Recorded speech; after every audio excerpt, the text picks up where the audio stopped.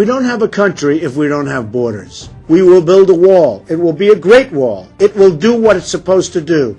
Keep illegal immigrants out. Now, with that said, we're going to have a beautiful big door right in the middle of that wall. And people are going to come into our country, and they're going to come in legally. And we want people to come in, and we want to treat people fairly. But we either have a country or we don't. We need a border. We need a wall. I took a tremendous amount of heat when I started talking about illegal immigration. I turned out to be right. Now everybody's talking about it, but they still don't get it. We have to stop the inflow of illegals coming into our country. It has to be stopped. It has to be stopped now.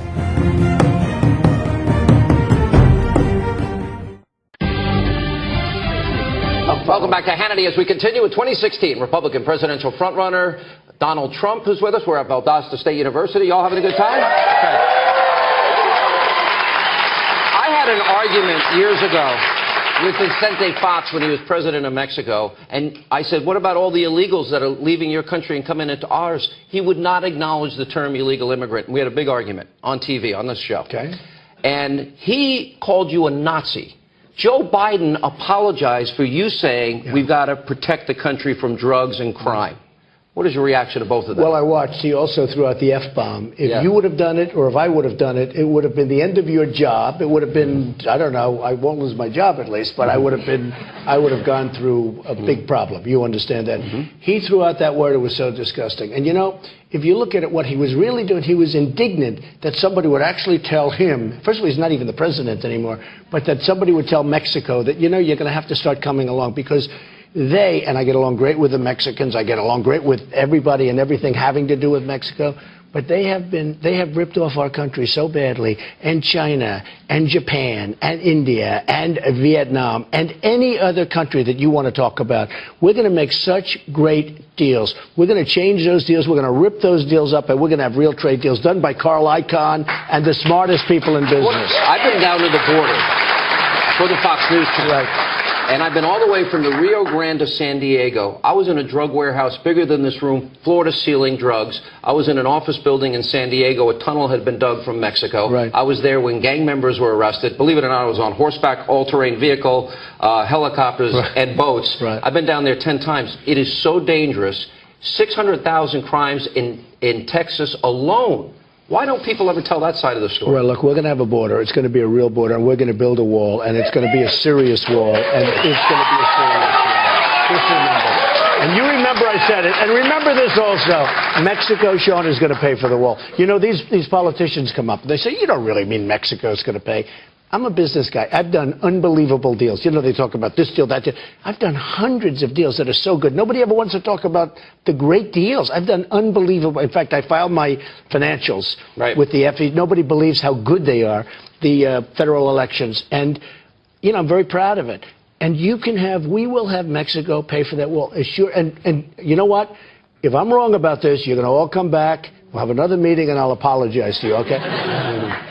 Mexico, it's going to be a serious wall. It's going to be a real wall. It's not going to be a wall that they just climb up and, you know, you see what they do. The New York Times is claiming today that they had an off-the-record conversation with you in January. Off the record, by the way. Now they're leaking it. Yeah, of course. Typical media. No. The most dishonest media group, and it's also failing. I call it the failing New York Times. It is doing so badly, it's dying.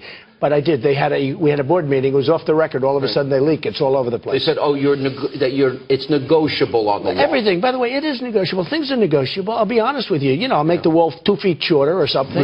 I mean, everything's negotiable. It's not negotiable about building it. Building it, not negotiable. It's not negotiable about. Would it be negotiable about the 11 million? Maybe let some people stay if they register in a period of time. I would say this. Look, I've always said we have some good people over here, and they're going to go out. But we will work out some system that's fair, but we either have a country or we don't. We need a border. We need a wall. We need a wall. You know, I won New Hampshire, and they have a tremendous heroin problem. And I promised the people of New Hampshire we're going to stop that heroin from coming in. It's a very hard thing to kick, and they have we're going to work on the people that have the habit already, and we're going to try and get them better. We got to try and get them better. They have tremendous. Of all the places, New Hampshire, it's like the first question I get all the time, the heroin problem, comes right over the southern border. Not going to happen anymore. It's not going to happen anymore. But there's always got to be some negotiation. I mean, whether the wall is 50 feet tall or 40 feet tall. And one of the things one of the reporters said to me, they said, well, what happens, you know, Vicente Fox made this statement. How do you respond? Because it was an arrogant, terrible, horrible statement. And I said, here's how I respond. The wall just got 10 feet higher. And I meant it. And he was incensed. And then Joe Biden goes and people, look, Mexico's great. And the people are great because I have many, many Mexicans. Finish that thought on Joe, crazy Uncle Joe. Go I ahead. was just going to say. And Joe Biden goes and apologizes for what? We have right now a $58 billion trade deficit with Mexico. That's why the wall gets built, by the way. That's why they're going to pay for it. The wall is going to cost. Will the name Trump be on it? Only if it's beautiful. I have to see. Yeah. The wall gets built. It's going to cost $10 billion to build the wall. Okay, it's a lot of money. It's a wall. You know, Great Wall of China is 13,000 miles long. This is 1,000. We need 1,000. Of the 2,000, we need 1,000. It's going to cost $10 billion to build the wall. It's going to be a very terrific wall. But you know what? When you're losing $58 billion, in other words, Mexico's making essentially 58. It'll be part of a big. It'll be part of a trade deal.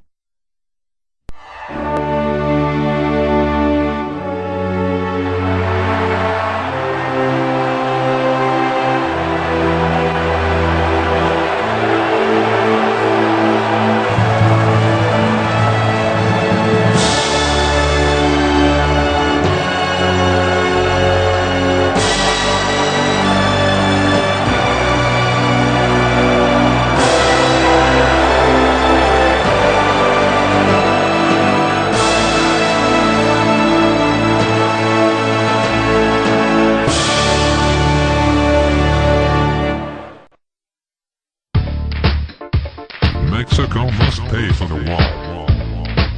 Immigration is a privilege, not a right. Mexico is totally dependent on the United States.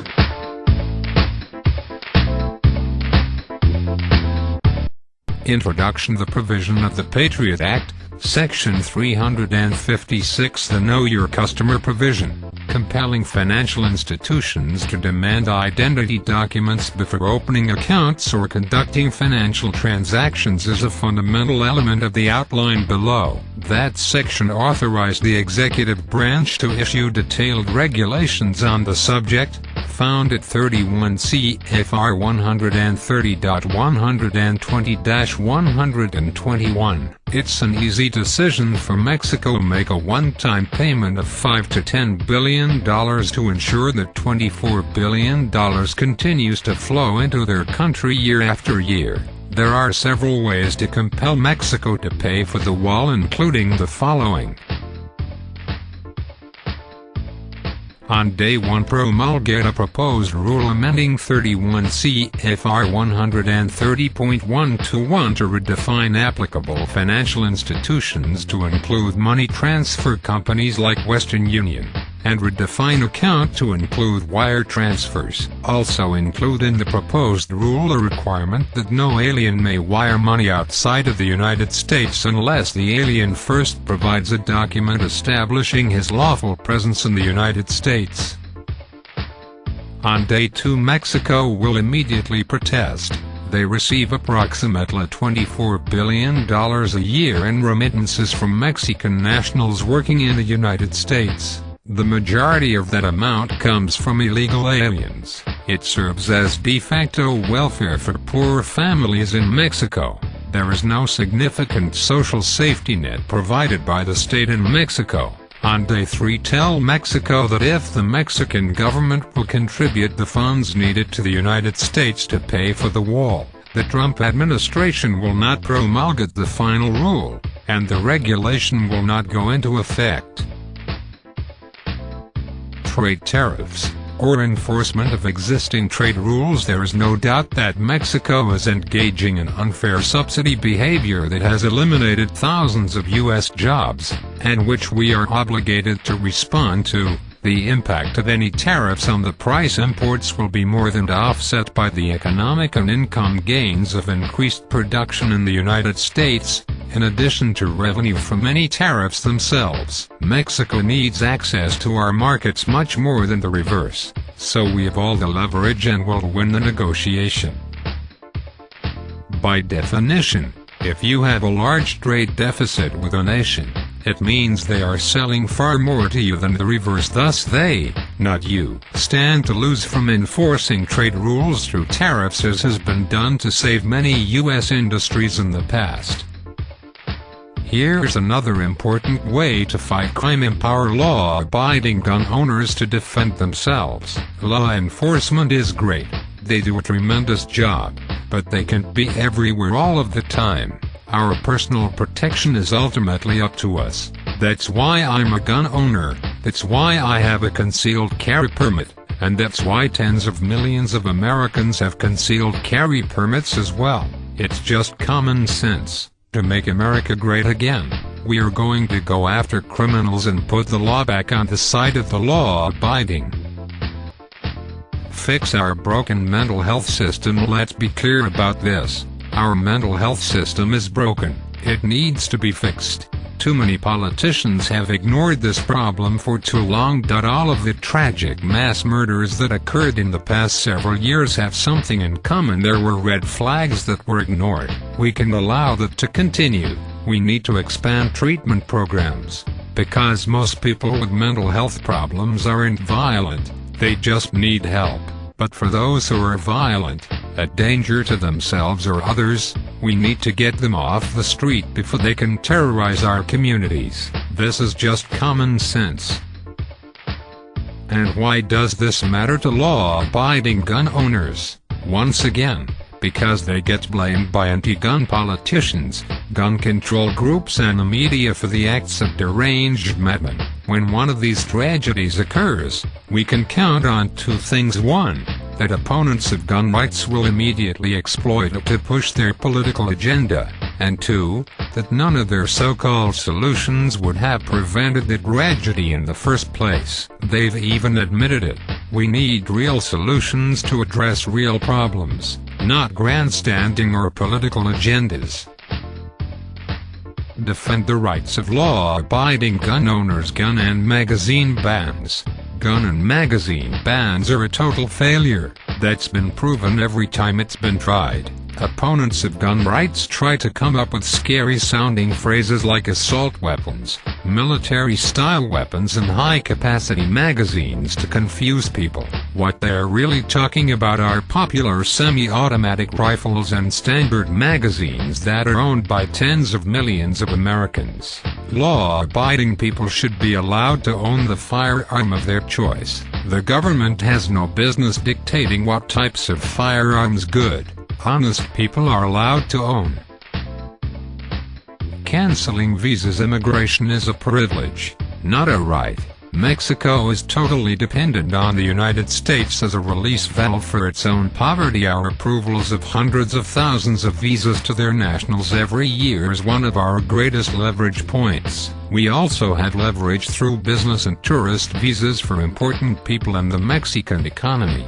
Keep in mind, the United States has already taken in 4x more migrants than any other country on planet Earth, producing lower wages and higher unemployment for our own citizens and recent migrants. Visa fees. Even a small increase in visa fees would pay for the wall.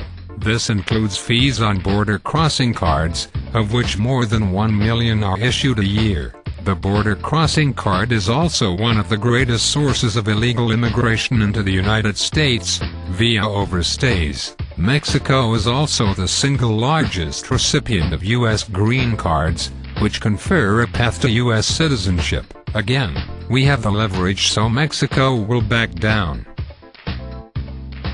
Conclusion: Mexico has taken advantage of us in another way as well. Gangs, drug traffickers and cartels have fully exploited our open borders and committed vast numbers of crimes inside the United States. The United States has borne the extraordinary daily cost of this criminal activity, including the cost of trials and incarcerations, not to mention the even greater human cost. We have the moral high ground here, and all the leverage. It is time we use it in order to make America great again. We need a president who has the leadership skills, will encourage to engage the American people and convince Congress to do what is best for the country. These straightforward reforms, along with many others I have proposed throughout my campaign, will ensure that together we will make America great again.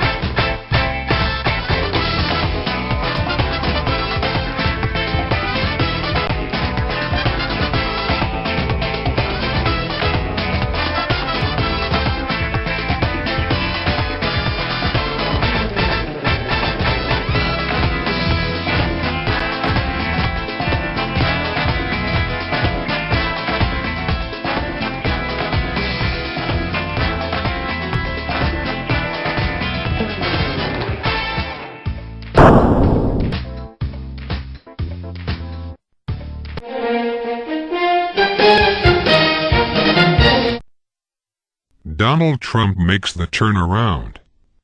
Donald Trump is the most amazing speaker in this century. He is a true patriot and successful businessman. Every day, he offers ordinary Americans hope to make America greater than ever before. In the political publicity, he had more success than anybody before. Donald Trump is qualified to make the turnaround and to make America great again.